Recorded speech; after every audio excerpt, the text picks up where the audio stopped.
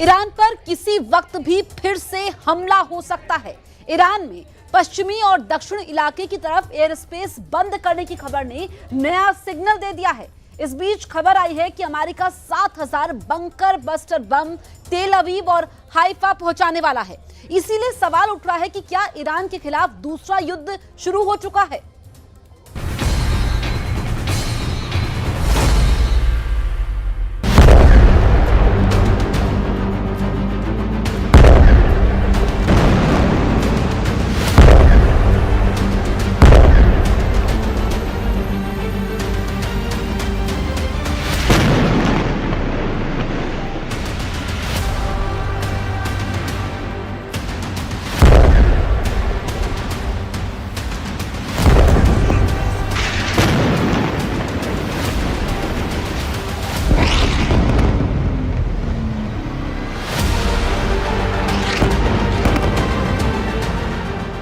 Israel का F-15 fighter jet फिर तैयार किया जा रहा है। इजराइल के बहुत ही सीक्रेट एयरबेस से आई इस वीडियो ने तेहरान से लेकर मॉस्को और बीजिंग से लेकर दुनिया के तमाम हिस्सों में अलर्ट जारी कर दिया है।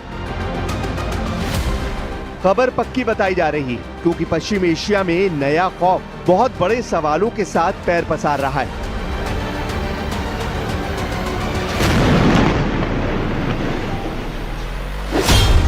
क्या इजराइल और ईरान का युद्ध फिर शुरू होने जा रहा है? क्या हमला जुलाई महीने में किसी भी वक्त शुरू हो सकता है? और क्या इस बार ईरान और इजराइल के युद्ध को कोई नहीं रोक पाएगा? क्या ईरान पर बमबारी के लिए डोनाल्ड ट्रंप ने नेतन्याहू का हथियार गोदाम फुल रिचार्ज कर दिया है? क्या जुलाई में नेतन्याहू की एयरफोर्स फिर एक्टिव होगी और जो युद्ध जून में रुक गया वो अब जुलाई के महीने में सभी रिकॉर्ड तोड़ देगा? ईरान और इजराइल का युद्ध किसी भी वक्त फिर से शुरू हो सकता है। इसके दो बड़े सिग्नल मिल चुके हैं। पहला सिग्नल, ईरान ने संयुक्त राष्ट्र की परमाणु निगरानी संस्था AIEA के साथ सहयोग को बंद करने का ऐलान किया है। अब आशंका है कि निगरानी खत्म होने पर ईरान का परमाणु कार्यक्रम बिना किसी जांच के आगे बढ़ेगा और ईरान अपने 400 किलो यूरेनियम से 10 परमाणु बम बना सकता है। दूसरा और सबसे बड़ा सिग्नल, इजराइल को अमेरिका से 4,500 करोड़ रुपए के हथियार सप्लाई होने वाले हैं। अमेरिका की इस मिलिट्री मदद में इजराइल को 7,000 बंकर बस्टर बमों के लिए JDAM गाइडेंस किट मिलेगी, यानी joint direct action munition guidance kit. इसमें 3,845 किट ऐसे होंगे जो 2,000 पाउंड के BLU-109 बंकर बस्टर बम पर लगाई जाएंगी, जबकि 3,280 किट ऐसी होंगी जो 500 पाउंड के MK-82 बम पर लगेंगी। ये ट्रंप को नेतन्याहू को सीज फायर वाला तोहफा बताया जा रहा है क्योंकि युद्ध रुकने के साथ ही अब इजराइल की एयरफोर्स खुद को ऐसे बमों से लगातार लैस करती जा रही है। अमेरिका की डिफेंस सिक्योरिटी कोऑपरेशन एजेंसी को ट्रंप के विदेश मंत्रालय से मंजूरी मिल चुकी है। अब अमेरिकी कांग्रेस की मोहर बाकी है जो नेतन्याहू के नए युद्ध को शुरू करने के लिए नहीं मिलेगी। ऐसे कोई आसार नजर नहीं आ रहे। वैसे भी ट्रंप ने ईरान की न्यूक्लियर साइट पर जब हमला किया तो उसके लिए अमेरिकी कांग्रेस से किसी तरह की मंजूरी नहीं ली गई थी। इससे पहले इजराइल को अमेरिका से बंकर बस्टर बमों की बड़ी खेप फरवरी 2025 में पहुंचाई गई थी। तब इजराइल के अशदोद बंदरगाह पर बहुत ही खुफिया तरीके से बम पहुंचाए गए और फिर ट्रकों के जरिए उन्हें इजराइल की सेना तक सप्लाई कर दिया गया। जब इस वीडियो को बहुत ही खुफिया तरीके से रिकॉर्ड किया गया था तब किसी को अंदाजा नहीं था कि इजराइल के अशदोद पोर्ट से गुजर रहे ये ट्रक ईरान से होने वाले युद्ध का सामान कंटेनर में भरकर ले जा रहे हैं। इन कंटेनरों में ऐसे बम लाए गए जिन्हें बंकर बस्टर बम कहा जाता है। ऐसे बम जो गहराई में बने बंकरों को भी तबाह कर देते हैं। अमेरिका अब इजराइल को 7,000 से ज्यादा बंकर बस्टर बम पहुंचाने वाला है। ये बम आसमान के रास्ते भी पहुंचाए जाएंगे और समंदर के रास्ते यानी कार्गो शिप से भी इजराइल को सप्लाई किए जाएंगे। ये एक तरह से इजराइल और अमेरिका के बीच बम हाईवे कायम करेंगे जिसके टारगेट पर ईरान ही नजर आ रहा है। ये डोनाल्ड ट्रंप का नेतन्याहू को बहुत बड़ा और धमाकेदार तोहफा है। डर है कि इस तोहफे के पीछे ईरान से युद्ध का दूसरा राउंड लड़ने की तैयारी कर ली गई है। यही वजह है कि इजराइल की एयरफोर्स फिर से सुपर एक्टिव मोड में है। इजराइल के एयरबेस पर लगातार काम चल रहा है। ये है अमेरिका से सप्लाई किया गया MK-84 बंकर बस्टर बम। इसी बम से इजराइल ने अब तक गजा के कोने कोने को मिट्टी में मिलाया है और ईरान पर भी ऐसे ही बमों से हमले किए गए हैं। लेकिन जुलाई को लेकर ट्रंप और नेतन्याहू की जो तैयारी है वो एक लंबे युद्ध की तरफ इशारा कर रही है। 2000 पाउंड या फिर 900 किलो के इस बम की ताकत क्या है, आप धमाकों को देखकर समझ सकते हैं। जब ये बम गिरता है तो ऐसा धमाका होता है जो पूरी बिल्डिंग को गिरा देता है। ऐसी तस्वीरें पिछले 15 महीनों में गजा में भी देखी गई और लेबनान की राजधानी बेरूत में भी देखी गई।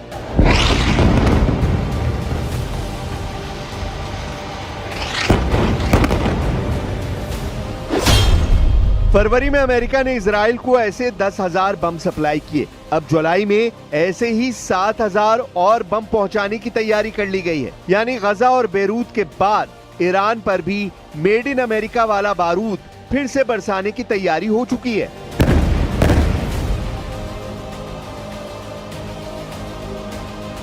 गजा से लेकर बेरूत और तेहरान तक इजराइल एयरफोर्स के विमान और इन्हीं बमों ने सबसे बड़ी तबाही मचाई है। इजराइल का ऑपरेशन राइजिंग लायन इस बम के बिना कभी शुरू नहीं हो पाता। ये बात नेतन्याहू और उनकी फौज बहुत अच्छी तरह जानती है। अब सवाल है कि BLU 109 बम और MK-82 या कहें कि मार्क 82 बम क्या ताकत रखते हैं। ये बम कितना बड़ा धमाका करते हैं, इनकी फायर पावर और दुश्मन के टुकड़े टुकड़े करने वाली थ्योरी क्या है। ये ऐसे बम हैं जो विमान से गिराए जाने के बाद अंडरग्राउंड बंकर तक पहुंचते हैं। इससे ऐसा धमाका होता है जिसकी वजह से इन्हें बंकर बस्टर बम कहा जाता है।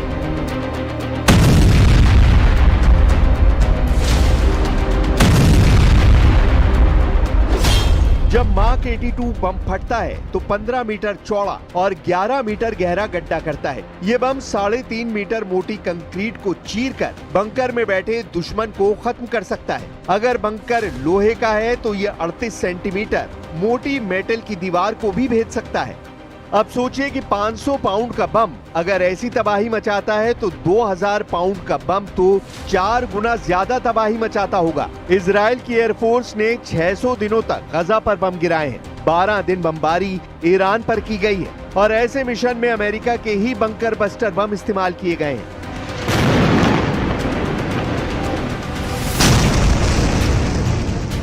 अब ईरान से युद्ध का दूसरा बड़ा सिग्नल तेहरान की सरकार का बहुत बड़ा कदम बताया जा रहा है। ईरान के राष्ट्रपति मसूद पेज़ेश्कियान ने IAEA से रिश्ते तोड़ने का ऐलान किया है।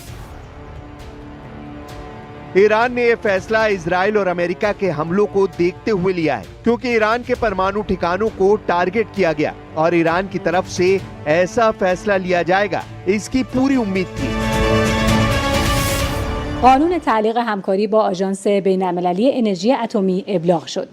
رئیس جمهور قانون الزام دولت به تعلیق همکاری با آژانس بین‌المللی انرژی اتمی را برای اجرا به دستگاه‌ها و سازمان‌ها ابلاغ کرد. طرح تعلیق همکاری با آژانس هفته گذشته در مجلس شورای اسلامی تصویب و در شورای نگهبان تایید شده بود. ईरान के इसी बड़े फैसले ने अमेरिका और इजराइल को फिर से एक्टिव कर दिया है, क्योंकि IAEA की निगरानी बंद होने का मतलब है ईरान के परमाणु कार्यक्रम पर अब अंतर्राष्ट्रीय निगरानी बंद रहेगी।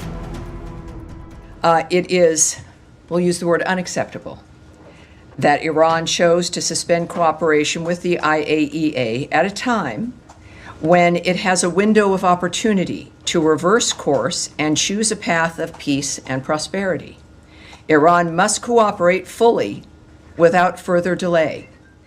It is worth repeating, as we've made tremendous strides to this through Donald Trump's leadership, Iran cannot and will not have a nuclear weapon.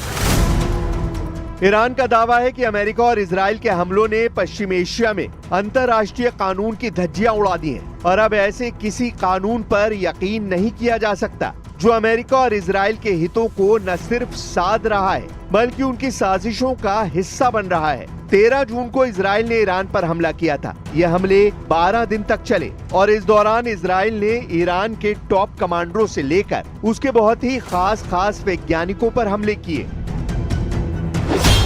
12 दिनों के युद्ध में इजराइल की एयरफोर्स ने करीब 900 टारगेट्स पर बमबारी की। इसमें 1500 जगह ऐसी थी जहां करीब 4500 बम गिराए गए। इन हमलों में 370 स्ट्राइक लड़ाकू विमानों से की गई, जबकि बाकी हमले ड्रोन से अंजाम दिए गए।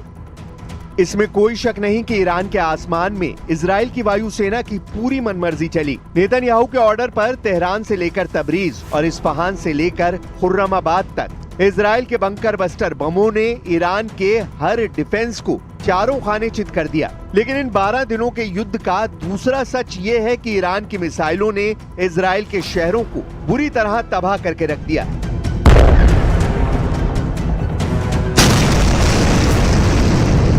तेल अवीव से लेकर हाइफा और बेन गुरियन एयरपोर्ट से लेकर नेवातिम एयरबेस तक ईरान के मिसाइलों ने इजराइल के एरो और आयरन डोम जैसे डिफेंस सिस्टम को पूरी तरह कबाड़ वाली मशीन साबित किया है। गजा के इन धमाकों को देखिए और समझिए कि 2000 पाउंड वाले बारूद का धमाका कैसा होता है। ऐसे ही बमों ने गजा को आज मलबे से भरे मैदान में तब्दील कर दिया है, जहां बहुत कम इमारतें बची हैं और लाखों लोग टेंट में रहने के लिए मजबूर हैं।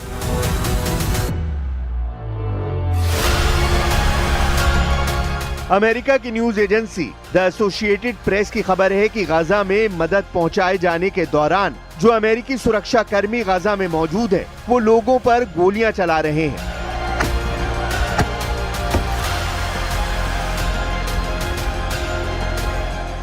गजा में लगातार बमबारी की वजह से 57,000 लोगों की मौत हो चुकी है, हजारों लापता हैं और इस वक्त गजा में जो रसद मदद के तौर पर पहुंचाई जा रही है वो डिस्ट्रीब्यूशन सेंटर टारगेट बन चुके हैं। Testimonies and videos obtained by the Associated Press show American contractors guarding aid distribution sites inside Gaza are using live ammunition and stun grenades as hungry Palestinians scramble for food. 2 U.S. contractors who spoke to us on the condition of anonymity because they were revealing their employer's internal operations said they were coming out because they were disturbed by what they saw as dangerous and irresponsible practices. Both have extensive military experience. Iran के साथ फिर से front खोलने के लिए Israel तैयार है, लेकिन गाजा में भी उसकी फौज ने नए ऑपरेशन शुरू कर दिए हैं। जून में अपने कई सैनिकों को गाजा ऑपरेशन में गंवा चुके नेतन्याहू ने कहा है कि जुलाई में उनको गाजा में बड़ा रिजल्ट चाहिए, यानी हमास की पूरी तरह तबाही। ये वीडियो इजराइल की किफर ब्रिगेड का है, जो इजराइल की सबसे बड़ी सैन्य टुकड़ी है। इजराइल के 23 बंधक अब भी हमास के कब्जे में हैं और नेतन्याहू की फौज अब तक उनको नहीं छुड़ा पाई है। It's scary. It's scary to think that this will not be over soon. And I miss him. I so much miss him, and I wanna see him again. वैसे नेतन्याहू का सबसे बड़ा फोकस ईरान पर है। मुमकिन है कि America की तरफ से आने वाले 2000 पाउंड वाले नए बमों से अब गाजा पर हमले ना किए जाएं। लेकिन इजराइल का मानना है कि उसके दुश्मन युद्ध खत्म होने के बाद अब भी एक्टिव है और ईरान इस फहरिस्त में सबसे ऊपर है। इसलिए ये बात साफ है कि इजराइल को अमेरिका से हथियारों वाली मदद पर ब्रेक नहीं लगने जा रही। डोनाल्ड ट्रंप ने इजराइल की वॉर मशीन को लगातार ईंधन सप्लाई करने का फैसला लिया है।